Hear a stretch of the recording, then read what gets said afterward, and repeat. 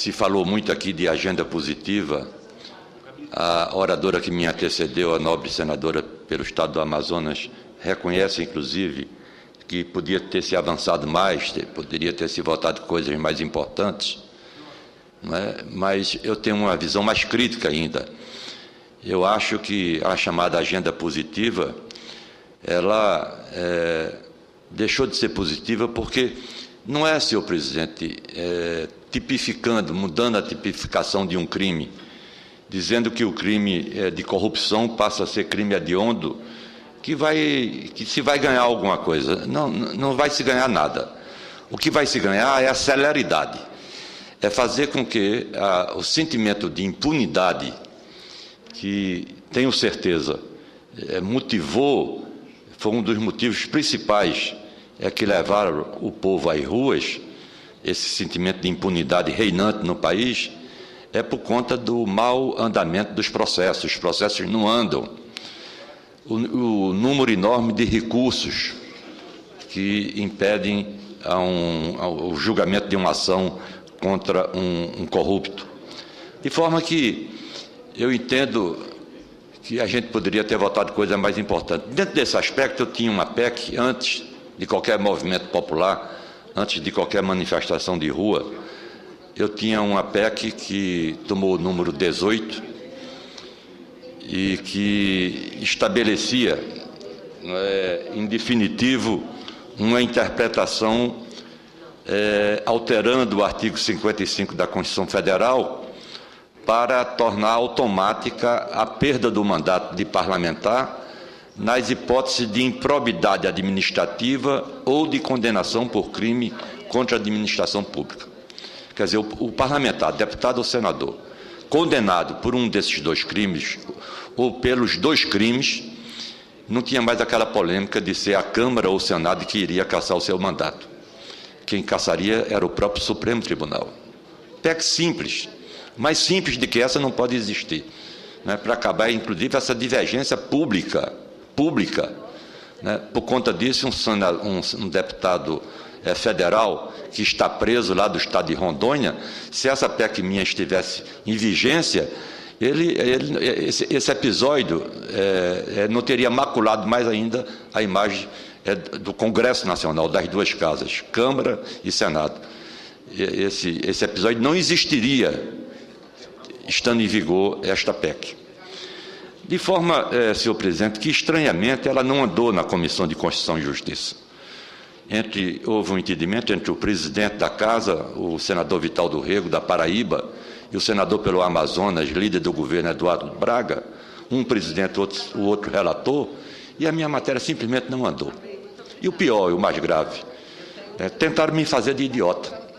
Eu pedia um como presidente e pedia o outro como relator da matéria, e eles diziam um que iria colocar em pauta e o outro que iria concluir o relatório. Mentira, mentindo todos os dois.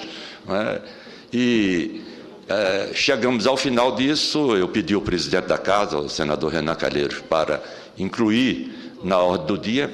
Salientei de que era uma matéria importante, muito importante.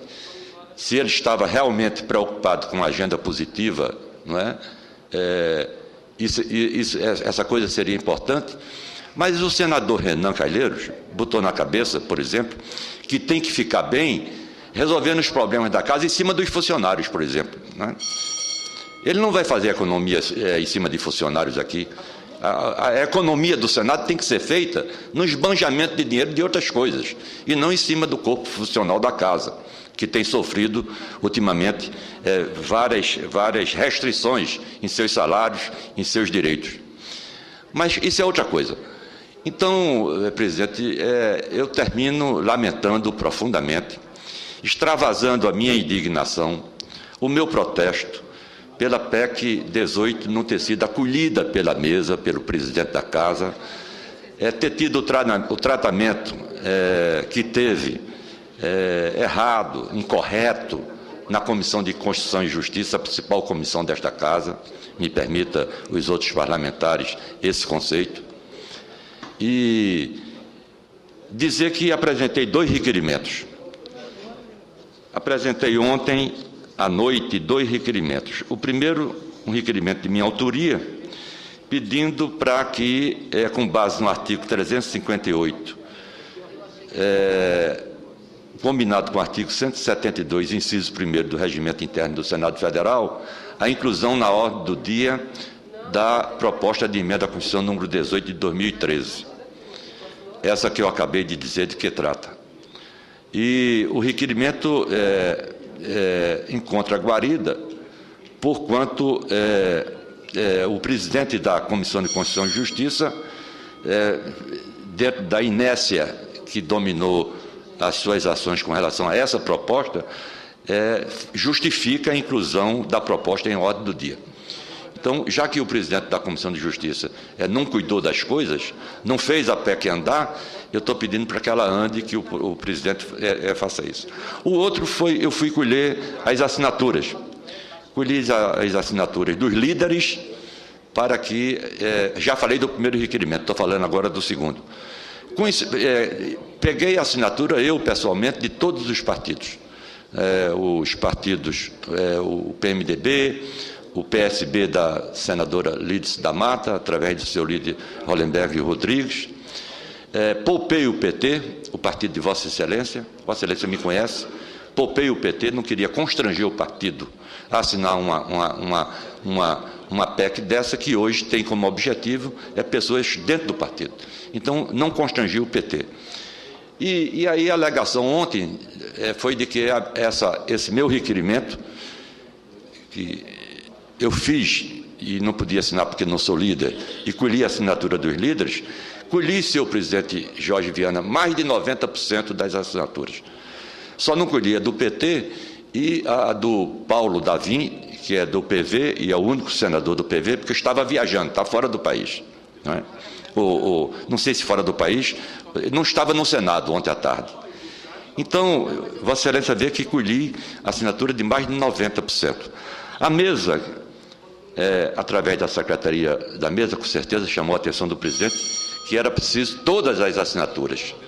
Mas não é esse o comportamento que a Casa tem adotado. Eu tenho em mãos dois requerimentos, o de número 726, de 2013, e o de número 727, seguidos.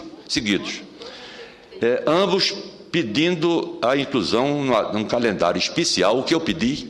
O meu pedido era de um calendário especial para a PEC 18, um requerimento 726, uma proposta de emenda à Constituição número 53 de 2011, para que fosse incluída na ordem do dia com calendário especial.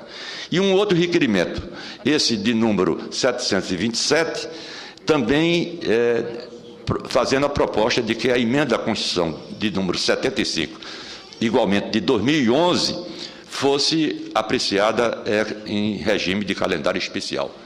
Todas as duas não têm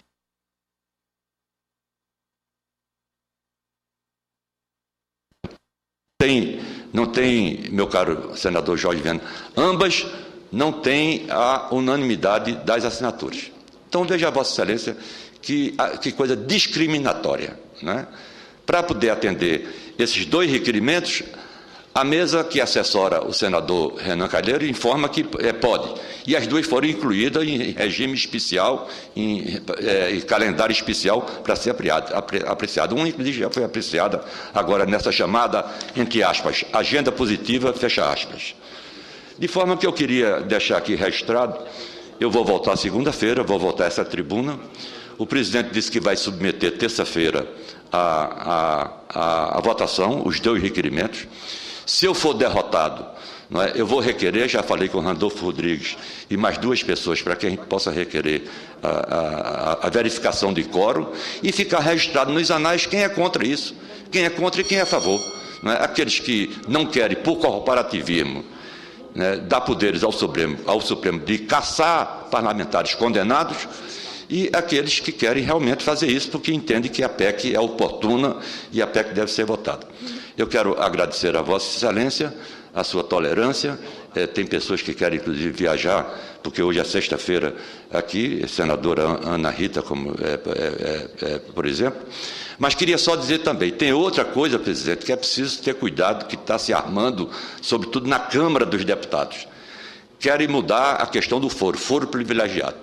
O foro privilegiado, esse nome pomposo, já nos deixou muito mal antigamente, porque dizia que era o Supremo que ia julgar a gente, né?